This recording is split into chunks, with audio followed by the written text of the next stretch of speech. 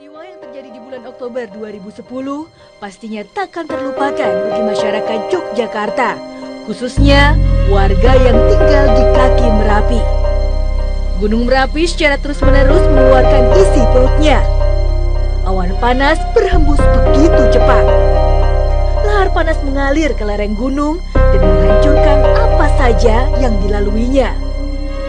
Gunung yang disakralkan masyarakat Yogyakarta ini seakan melepaskan amarahnya. Korban pun berjatuhan. Salah satunya adalah Mbah Marijan yang kesehariannya bertugas sebagai kuncen Merapi.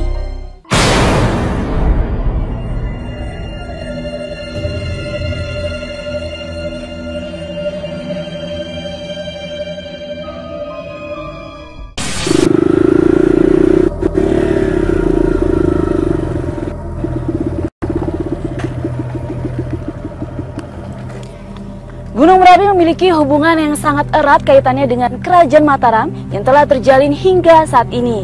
Kali ini saya bersama dengan Arga akan mencoba menelusuri sejarah di balik keindahan dari tempat ini.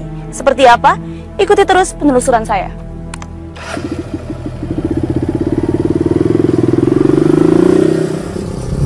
Jalur lahar panas dan dingin kini menjadi salah satu objek wisata bagi pengunjung. Keindahan Merapi ternyata menyimpan misteri dari masa lalu. Artefak sejarah peninggalan masa silam banyak tersebar di kaki Merapi. Sayangnya, banyak dari peninggalan sejarah itu yang belum diperhatikan, terlantar dan nyaris tak terawat. Salah satunya adalah arca batu yang diyakini masyarakat sekitar sebagai peninggalan dinasti Sailendra.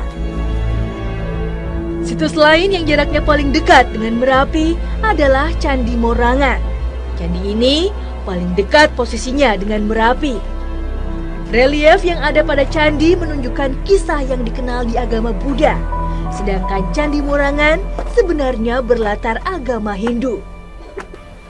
Candi Morangan menjadi bukti bahwa toleransi umat beragama sudah ada di Nusantara sejak ratusan tahun lalu. Perjalanan, saya lanjutkan mengunjungi lokasi bekas rumah peninggalan Mbah Marijan di Desa Kinarjo. Ini pasti kan sebagai juru kunci di sini ya sekarang. Saya ditunjuk oleh keraton untuk menggantikan almarhum Bapak Marijan. Pak, ada nggak sih Pak kaitannya Gunung Merapi itu dengan Kerajaan Mataram? Sebelum berdirinya Kerajaan Mataram, yaitu Panembahan Senopati. Yaitu waktu ini juga kaitan dengan Laut Selatan ya. Kalau ini tidak bisa untuk dipisahkan antara Laut Selatan dan satu jalur Merapi dan Keraton. Nah, Sultan yang pertama yaitu Kanjeng Panembahan Senopati waktu bertapa di Parangtritis atau di Parangkusumo, itu kan dulu waktu itu ada suatu peperangan itu ya, peperangan yang waktu itu kebingungan dan akan berdirinya kerajaan Kerajaan Mataram itu, sehingga banyak pantangan, rintangan yang sangat riskan, sehingga Panembahan Senopati itu di sana terus bertapa di Parangkusumo itu. Setelah itu terus ditemuin Nyi Roro Kidul. Ditemuin Nyi Roro Kidul, apa tujuannya apa? Terus itu pokoknya intinya minta bantuan supaya Mataram itu bisa berdiri dan nanti bisa tentram, warganya bisa bisa tenang sehingga tidak ada gejolak apapun. Seperti itu ya Pak ya? Ya. Baik Pak Asih, terima kasih atas informasinya Pak ya. Ya, sama-sama. Kisah dari Mbah Penemu yang merupakan penerus Mbah Marijan menarik minat saya tentang eratnya hubungan Gunung Merapi dengan pendiri Kerajaan Mataram Islam yang bernama Panembahan Senopati. Saya pun tertarik untuk menelusurinya lebih dalam. Jangan kemana-mana, tetap di Dua Dunia. Sosok Panembahan Senopati awalnya dikenal dengan nama Danang Sutowijoyo, putra dari Ki Ageng Pemanahan dari Selo. Kemunculannya mulai menarik perhatian setelah mengalahkan musuh kerajaan Pajang, yaitu Aryo Penangsang. Sultan Pajang yaitu Hadiwijaya lalu memberi hadiah suatu kawasan yang dikenal dengan Alas Mentaong. Di lokasi itulah Danang Sutawijaya membangun mimpinya untuk mendirikan sebuah kerajaan baru. Nah, Pak Basri, sebenarnya kaitannya Kali Opak dengan Ki Juru Mertani ini apa sih, Pak? Ya, ada kaitan panjang. Waktu itu ada suatu tugas dari Panembahan Senopati, di mana Panembahan Senopati pada waktu itu sedang ingin membangun kerajaan Mataram yang baru di mana Kota Gede sana. Nah, dia mengutus Pak D, ya, di sini dalam bahasa Jawa namanya Pak D itu untuk ke Merapi untuk mencari dukungan batin dari yang menguasai Merapi. Panembahan Senopati mengutus Juru Martani untuk berafiliasi atau mencari kekuatan batin spiritual yang ada di Merapi. Senopati sendiri ke arah selatan. Mereka berpisah di Kali Opak ini, yang Juru Mertani ke utara, Panembahan Senopati selatan, sampai ke daerah Parangkusumo sana.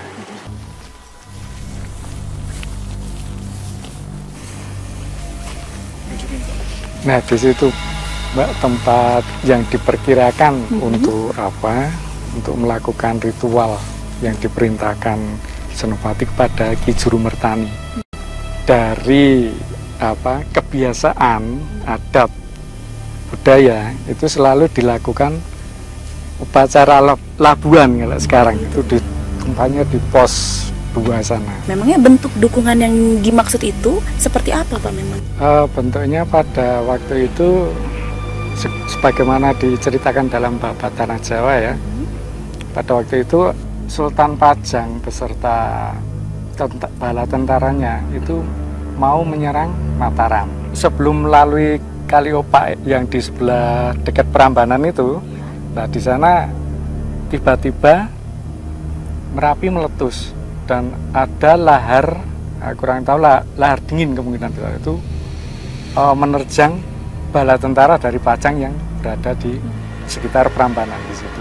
Itu yang tertulis dalam Babat seperti itu. Baik, Pak Basri, terima kasih atas penjelasannya, Pak. Iya, sama-sama.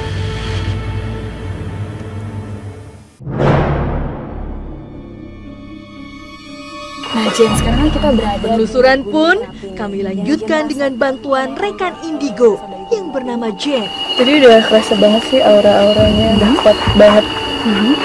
Gimana kuatnya itu aura positif apa? Kami mencoba merasakan energi dari masa silam yang mungkin masih tersimpan di sini. Aura positif itu seperti apa memang? Jadi aura positif tuh kalau menurut aku itu aura yang emang berasal dari tempat ini, bukan dari daerah luar. Di sebelah sana sih tadi udah kayak manggil-manggil gitu. Mungkin mau lihat ke sebelah. Boleh? Itu sosok apa, Jen? Ada kayak laki-laki, dia masih sekitar umur kayak 20-an gitu. Kayaknya dia salah satu warga sekitar sini yang dulu jadi korban. Waktu itu dia meninggal tahun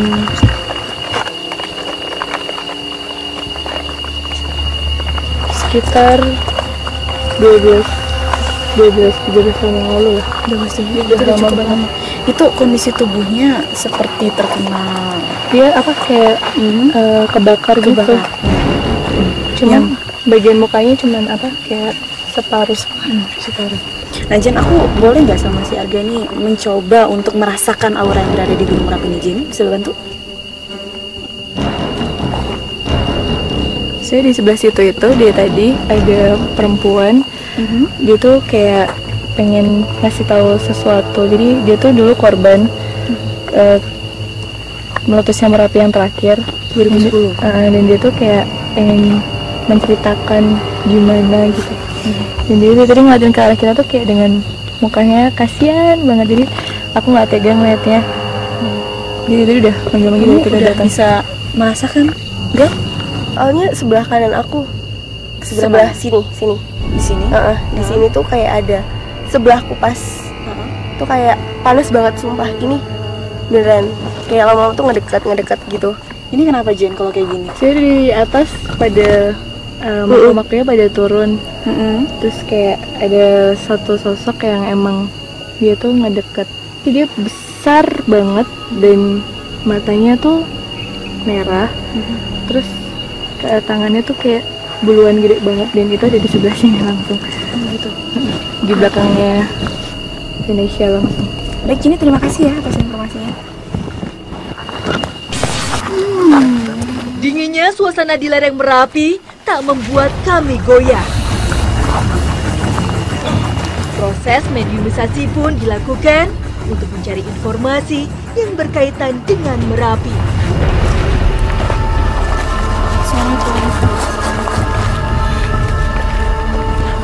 Sosok yang misterius, ia tak mau bicara kepada kami.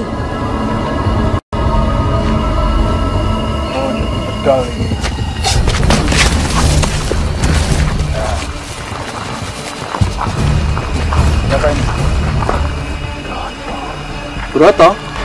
Lalu kapan ini? Tiba-tiba saja sesuatu terjadi.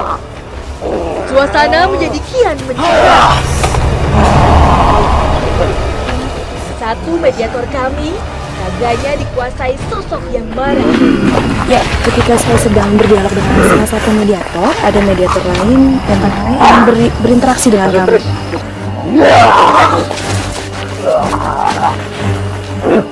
Perkelahian pun tak terhindarkan.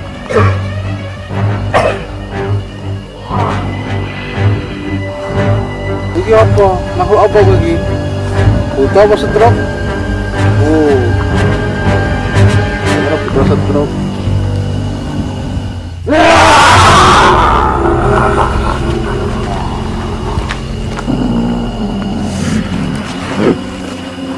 Kalau Anda siapa? Aku ini buta. Saya kan nggak ngeliat. Masa? Tugas Anda berdua di sini buat apa? Yo aku nek dijak perang yo perang. Sing karo pendhuwurku nek dijak yo mangkat. Nek ora yo meneng ning kene. Jaga wilayahku dhewe. Ini kalau Anda berdua ini membantu juga nggak waktu Ki Jurumutani atau Panembahan Senopati berperang?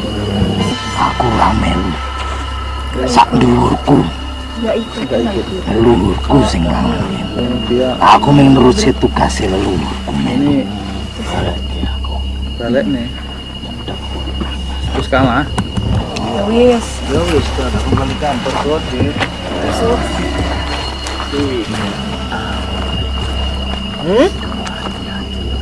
Oh ya. Jaga sopan santun. Ora aku sing tukang nyerdani. Ya Mas Jala, kali ini apa yang dapat divisualisasikan? Ini sosoknya kayak apa ya? Kera tapi gede, 2 meter 2 lebih ya? meteran lebih. Nah ini atribut yang dipakai ini mengenakan apa dia? Itu mengenakan kayak apa ya namanya? Lonceng. Oh, lonceng. Lonceng. Jadi dia klinik bunyi gitu kalau tiap dia ada. Tapi sekujur tubuhnya memang ditumbuhi bulu ya? Iya. Warna apa ini Mas? Abu kepirakan. Bulu-bulunya Ya. abu kepirakan.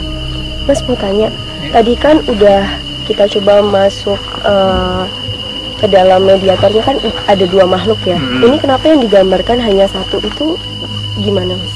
Paling liar. Oh Paling gitu. ganas. Oh paling ganas. Paling dominan ini. Jadi yang besar tadi ya. Iya. Yang dominan yang tergambar. Kalau yang satu lagi seperti apa Mas? Wujudnya seperti harimau. Oh iya. Harimau Ya, tadi. loreng. Rasa penasaran membuat kami mencoba mengundang penguasa makhluk gaib yang ada di Gunung Merapi.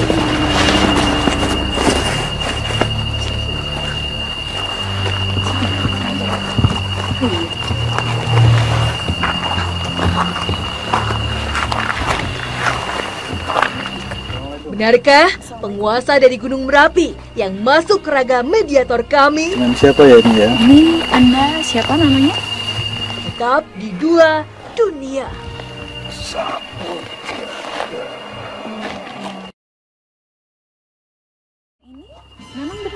sebagai penunggu dari Gunung Merapi ini? Iya, betul. Apa sih yang dijaga dari Gunung Merapi ini? Galanggangan kaluhuran kesucian Ger. Gunung Merapi ibarat Cerita sejarah di balik Gunung Merapi itu berkaitan dengan sosok dari Ki Juru Mertani yang katanya merupakan suruhan dari Panembahan Senapati untuk membantu dalam berdirinya Kerajaan Mataram. Itu sebenarnya bagaimana yang ceritanya? cerita nih. Tuh banget sejarah Mataram. Ya. Seko Sutowijoyo Panembahan Senapati Maneges Wahyu Lintang Johar Juru Mertani mendapatkan Wahyu Lintang Johar ngekei wewarang Panembahan Senapati kon golek kekuatan nasihat harus mencari kekuatan pulau bantuan ben iso mukti ateges biar bisa berjaya. Eyang, prosesnya seperti apa?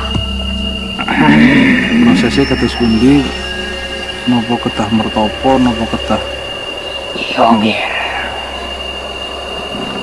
Panembahan Senapati topo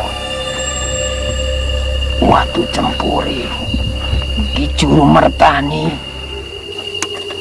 kecibah mriki Maneges Semeti dados bagi-bagi tugas. Lalu ketika Ki Juru Mertani meminta bantuan pada Eyang, sebenarnya apa yang diharapkan dari Ki Juru Mertani ini? Keselamatan Kawula Mataram iring kidul ojo nganti ono lahar ono watu ono pasir melayu mengidul kon meteki kon nutupi Jangan sampai ada kayak bencana, ada batu atau lahar yang mengalir ke arah Mataram. Kanjeng Ratu nguasani banyu nggih. Kanjeng Ratu Selatan yang penguasa air, Merapi sapu jagat nggih. Lemah yang menguasai tanah. Eyang, itu terjalin sampai kapan dengan kerajaan-kerajaan Mataram seterusnya? nganti Mataram pecah, Mataram sak isih paring labuhan reksa isih nyebut Kiagen Sapu Jagat yo kuwi isih dadi sedulur isih padha nguati bantu. Nah, yang tadi kan saya berbicara dengan salah satu masyarakat di sini, katanya Eyang membantu Ki Juru Mertani dan Panembahan Senapati dengan memberikan sebuah benda. Itu benar? Benda apa sih yang ini maksud itu? Namanya Tara karo endok tekan dadi pusaka kuwi. Dipakainya untuk apa? Inggo perang. Inggo makai. Bolak-balik. Juru kunci Merapi yang akrab dipanggil Mas Asih ikut turut berkomunikasi dengan sosok dalam ragam mediator. Kalau ngasih namanya. Aku ngerti. Oh, nggih, syukur yang. Iya, nggih.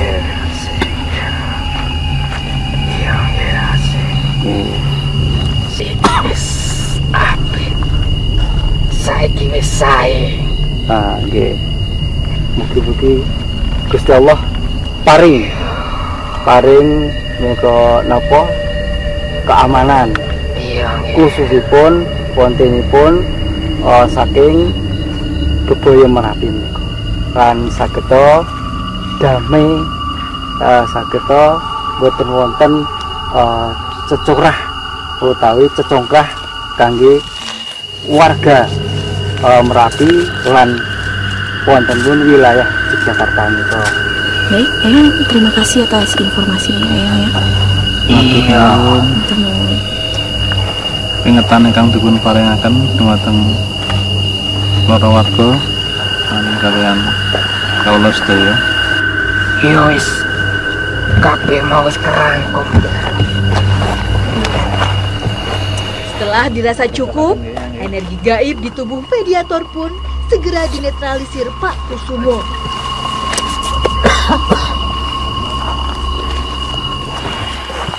Ya Mas Jalak, ini hasil visualisasi dari mediumisasi yang pertama, yang Eyang sapu jaga tadi ya. Penguasa, salah satu penguasa di sini. Nah ini cukup unik ya, ini kenapa ada dua muka? Mas? Ini tadi yang dari sebelah sana yang pohon-pohon itu, dia juga kepengen ikut masuk. Oh. Tapi karena energinya gak kuat, akhirnya dia hanya berputar-putar di sekitar. Ini memang raut mukanya seperti ini ya? Tua sekali, saking tuanya, jadi seperti ada kerut-kerut ke bawah-bawah. Kalau bibirnya memang panjang seperti itu? Iya, bibirnya sebenarnya lebih panjang dari itu. Oh, lebih panjang. Ya, Arga, gimana perasaannya setelah mengikuti penelusuran bersama Dua Dunia di Gunung Merapi ini? Perasaannya seneng banget, menarik ya Nes, soalnya kan kemarin kita udah mengunjungi beberapa situs sejarah yang belum diketahui oleh banyak orang. Terus kita juga melihat keindahan alam dari Gunung Merapi sendiri, terus berinteraksi langsung sama mediatornya. Ternyata itu menjadi pengalaman yang sangat seru banget buat aku. Jadi banyak ya yang bisa didapat pengalamannya? Banyak sekali. Gunung Merapi memiliki nilai-nilai kesakralan yang sampai saat ini masih terpelihara. Namun terlepas dari cerita sejarah dan mitos yang berkembang, ada nilai-nilai yang bisa dijadikan pembelajaran di masa yang akan